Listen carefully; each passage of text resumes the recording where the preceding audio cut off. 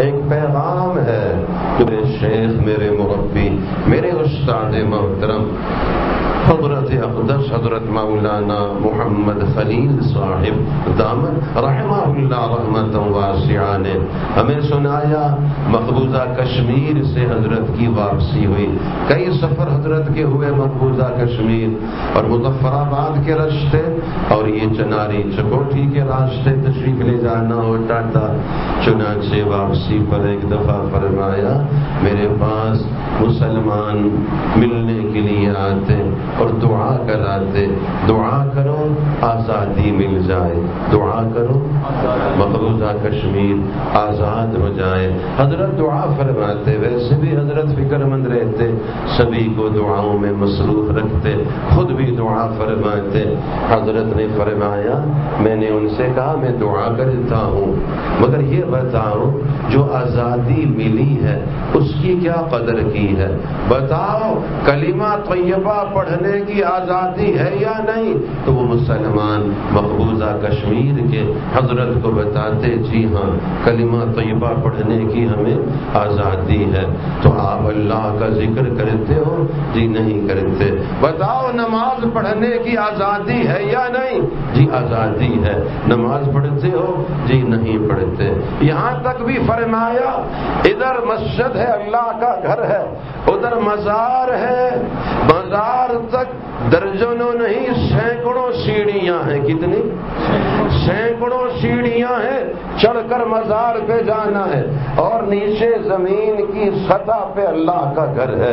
تو مسلمان یہ تو کرتے کہ مزار پہ جانے کے لیے ان سیڑھیوں پہ چڑھتے، بلکہ ہر سیڑھی پہ سجدہ کرتے ہوئے جاتے اور سینکڑوں سیڑھیاں، سینکڑوں درجے چڑھ کر مزار پر جا کے سجدہ ریز ہوتے، مگر اللہ کے گھر مسجد میں نماز کے لیے داخل نہ ہوتے۔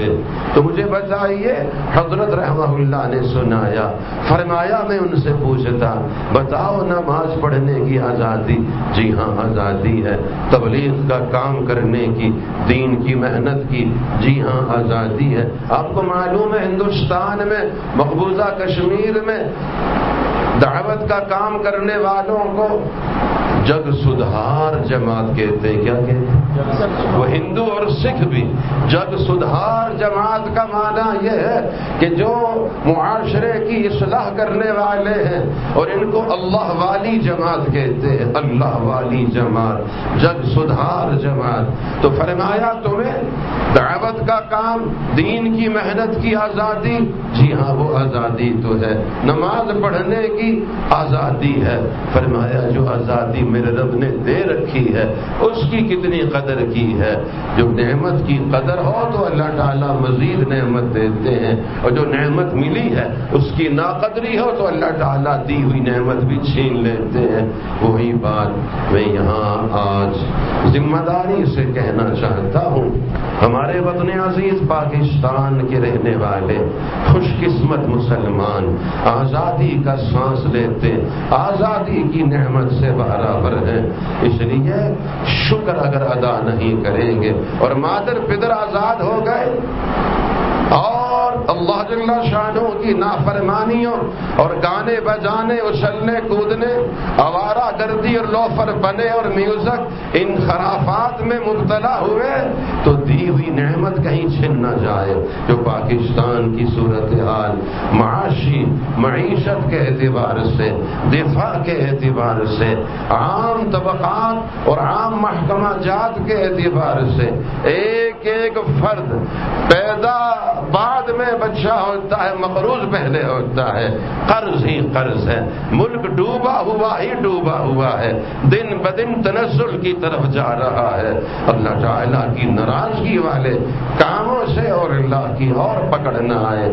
جتنے لوگ بھی اللہ جل شانہ کا شکر ادا کرنے اور طاعت اور بندگی میں آگے بڑھنے کے بجائے معصیت اور گندگی میں آگے بڑھ رہے ہیں، یہ سب ملک دشمن ہے۔ بتاؤ کیا ہے؟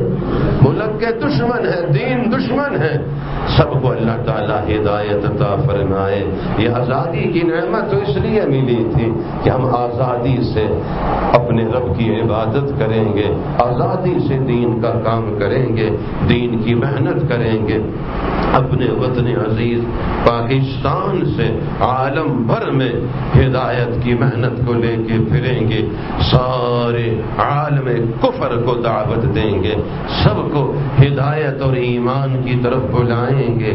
یہ آزادی اس لیے حق تعالی شانہ نے دی تھی، اور سینکڑوں نہیں، ہزاروں نہیں، لاکھوں خون کی، لاکھوں اپنے اکابر، اپنے آبا و اجداد، عورتوں، مردوں، چھوٹوں بڑوں، معصوم بچوں تک کی شہادتوں کی داستان رقم کر کے، اور اس خون کے سیلاب کو، سمندر کو عبور کر کے پاکستان کو اللہ جل شانہ نے ہمیں عطا فرمایا ہے۔ بہت نازک وقت ہوتا ہے، دن منانا اس کی تو بظاہر شریعت میں کوئی ایسی اجازت نہیں ہے۔ خوشی کے 2 دن عید الفطر اور عید الاضحیٰ ہے۔